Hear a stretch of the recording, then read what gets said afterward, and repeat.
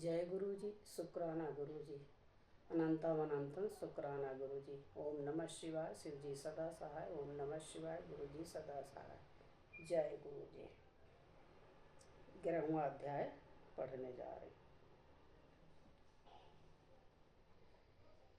शिवलिंग की स्थापना, उसके लक्षण और पूजन की विधि का वर्णन तथा शिवपद की प्राप्ति कराने वाले सत्कर्मों का विवेचन।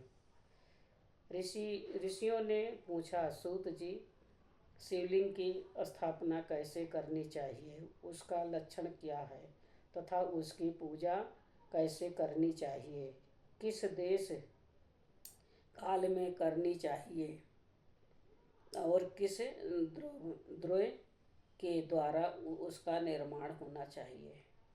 सूत जी ने कहा, महर्षियों, मैं तुमको लोगों को के लिए इस विषय का वर्णन करता हूँ। ध्यान देकर सुनो और समझो। अनुकूल एवं शुभ समय में किसी पवित्र तीर्थ में, नदी आदि के तट पर अपनी रुचि के अनुसार ऐसी जगह शिवलिंग की स्थापना करनी चाहिए जहाँ नित्य पूजन हो सके। पार्थिव द्रव्य से, जलमय द्रव्य से अथवा तेजस पदार्थ से अपनी रुचि के अनुसार कतिपूर्त लक्षणों से युक्त शिवलिंग का निर्माण करके उसकी पूजा करने से उपासक को उस पूजन का पूरा फल प्राप्त होता है। संपूर्ण शुभ लक्षणों से युक्त शिवलिंग की यदि पूजा की जाए तो वह तत्काल पूजा का फल देने वाला होता है। यदि चल प्रतिष्ठा करनी हो तो इसके लिए छोटा सा शिवलिंग अथवा विग्रह श्रेष्ठ माना जाता है। और यदि अचल प्रतिष्ठा करनी हो तो अथुल शिवलिंग अथवा विग्रह अच्छा माना गया है। उत्तम लक्षणों से युक्त शिवलिंग की पीठ सहित स्थापना करनी चाहिए। शिवलिंग का पीठ मंडलाकार, गोल, चौकोर, त्रिकोण अथवा खाट के पाए का की भांति ऊपर नीचे मोटा और बीच में पतला होना चाहिए। ऐसा लिंग पीठ महान फल देने वाला होता है। पहले मिट्टी से, पलस्तर आदि से अथवा लोहे आदि से शिवलिंग का निर्माण करना चाहिए। जिस द्रव्य से शिवलिंग का निर्माण हो उसी से उसका पीठ भी बनाना चाहिए। यही स्थावर अचल प्रतिष्ठानों वाले शिवलिंग की विशेष बात है। चर प्रतिष्ठान वाले शिवलिंग में भी लिंग और पीठ का एक ही उपादान होना चाहिए, किंतु बाणलिंग के लिए यह नियम नहीं है। लिंग की लंबाई निर्माणकर्ता या स्थापना करने वाले यजमान के 12 अंगुल के बराबर होनी चाहिए। ऐसे ही शिवलिंग को उत्तम कहा गया है। इससे कम लंबाई हो तो फल में कमी आ जाती है, अधिक हो तो कोई दोष की बात नहीं है।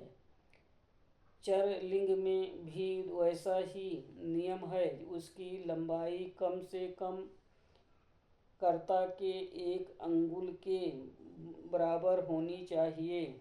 उससे छोटा होने पर अल्प फल मिलता है, किंतु उससे अधिक होना दोष की बात नहीं है। यजमान को चाहिए कि वह पहले शिल्प शास्त्र के अनुसार एक विमान या देवालय बनवाएं जो देवगणों की मूर्तियों से अलंकृत हो। उसका गर्भगृह बहुत ही सुंदर, सुडौल और दर्पण के समान स्वच्छ हो। उसे 9 प्रकार के रत्नों से विभूषित किया गया हो। उसमें पूर्व और पश्चिम दिशा में 2 मुख्य द्वार हो। जहाँ शिवलिंग की स्थापना करनी हो उस स्थान के गर्त में नीलम, लाल, बैदूर, श्याम, मरकत, मोती, मूंगा, गोमेद और हीरा, इन 9 रत्नों को तथा अन्य महत्वपूर्ण द्रव्यों को वैदिक मंत्रों के साथ छोड़े संध्योजात आदि 5 वैदिक मंत्रों द्वारा शिवलिंग का 5 स्थानों में क्रमश पूजन करके अग्नि में अवश्य की अनेक आहुतियाँ दें और परिवार सहित मेरी पूजा करके गुरु स्वरूप आचार्य को धन से तथा भाई बंधुओं को मनचाही वस्तुओं से संतुष्ट करें। याचकों को जड़ स्वर्ग, गृह एवं भू संपत्ति तथा चेतन गौ आदि वैभव प्रदान करें। स्थावर जंगल सभी जीवों को यत्नपूर्वक संतृप्त करके एवं गद्दे में स्वर्ग तथा 9 प्रकार के रत्न भरकर यदोजातादि वैदिक मंत्रों का उच्चारण करके परम कल्याणकारी महादेव जी का ध्यान करें। तत्पश्चात नाद घोष से युक्त महामंत्र ओंकार का उच्चारण करके उक्त गड्ढे में शिवलिंग की स्थापना करके उसे पीठ से संयुक्त करें। इस प्रकार पीठ युक्त लिंग की स्थापना करके उसे नित्य लेप दीर्घ काल तक टिके रहने वाले मसाले से जोड़कर स्थिर करें। इसी प्रकार वहाँ परम सुंदर बेर मूर्ति की भी स्थापना करनी चाहिए। सारांश यह कि भूमि संस्कार आदि की सारी विधि जैसे लिंग प्रतिष्ठान के लिए कही गई है, वैसे ही बेर मूर्ति प्रतिष्ठान के लिए भी समझनी चाहिए। अंतर इतनी ही है कि लिंग प्रतिष्ठा के लिए प्रण मंत्र के उच्चारण का विधान है, परंतु बेर की प्रतिष्ठा पंचाक्षर मंत्र से करनी चाहिए। जहाँ लिंग की प्रतिष्ठा हुई हो वहाँ भी उत्सव के लिए बाहर सवारी निकालनी आदि के निमित्त बेर मूर्ति को रखना अवश्य है। बेर को बाहर से भी लिया जा सकता है, उसे गुरुजनों से ग्रहण करें। वहाँ ब्रह्मा बेर वही लेने योग्य है जो साधु पुरुषों द्वारा पूजित हो। इस प्रकार लिंग में और बेर में भी की हुई महादेव की पूजा शिवपद प्रदान करने वाली होती है। स्थावर और जंगम के भेद से लिंग भी 2 प्रकार का कहा गया है। वृक्ष लता आदि को स्थावर लिंग कहते हैं और कृमि कीट आदि को जंगल लिंग। स्थावर लिंग की सींचने आदि के द्वारा सेवा करनी चाहिए और जंगम लिंग की आहार एवं जल आदि देकर तृप्त करना उचित है। उस स्थावर जंगम जीवों को सुख पहुँचाने में अनुरक्त होना भगवान शिव का पूजन है, ऐसा विद्वान पुरुष मानते हैं। यो चराचर जीवों को ही भगवान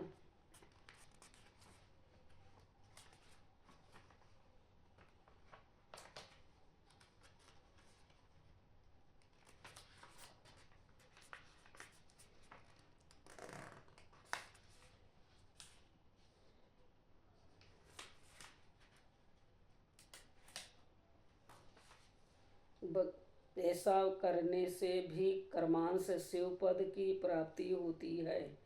लोक में अपने अपने वर्ग के अनुरूप सदाचार का पालन करने से भी मनुष्य शिवपद को प्राप्त कर लेता है। वर्णानुकूल आचरण से तथा भक्ति भाव से वो अपने सत्कर्म का अतिशय फल पाता है। कामना पूर्वक किए हुए अपने कर्म के अभिष्ट फल को शीघ्र ही पा लेता है। निष्काम भाव से किया हुआ सारा कर्म साक्षात शिवपद की प्राप्ति करने वाला होता है। दिन के 3 विभाग होते हैं, प्रातः, मध्यवाह और सायंवाह। इन तीनों में क्रमश एक एक प्रकार के कर्म का संपादन किया जाता है। प्रातः काल को शास्त्र विहित नित्य कर्म के अनुष्ठान का समय जानना चाहिए। मध्य आह्न काल सकाम कर्म के लिए उपयोगी है और सायंकाल शांति कर्म के उपयुक्त है, ऐसा जानना चाहिए। इसी प्रकार रात्रि में भी समय का विभाजन किया गया है। रात्रि के 4 पहरों में से जो बीच के 2 पहर है उन्हें निशीथ काल कहा गया है। विशेषतः उसी काल में की हुई भगवान शिव की पूजा अभीष्ट फल को देने वाली होती है। ऐसा जानकर कर्म करने वाला मनुष्य यथोक्त फल का भागी होता है। विशेषतः कलयुग में कर्म से ही फल की सिद्धि होती है। आपने अपने अधिकार के अनुसार ऊपर कहे गए किसी भी कर्म के द्वारा शिवाराधन करने वाला पुरुष यदि सदाचारी है और पाप से डरता है तो उन कर्मों का पूरा फल अवश्य प्राप्त कर लेता है। ऋषियों ने कहा, सूत जी, पुण्य क्षेत्र कौन कौन सा है जिनका आश्रय लेकर सभी स्त्री पुरुष शिवपद प्राप्त कर लें, ये हमें संक्षेप में बताइए। 11वां अध्याय समाप्त हुआ। ओम नमः शिवाय। शिव जी सदा सहाय। ओम नमः शिवाय। गुरु जी सदा सहाय। जय गुरु जी। शुक्राना गुरु जी। अनंतम अनंतम शुक्राना गुरु जी।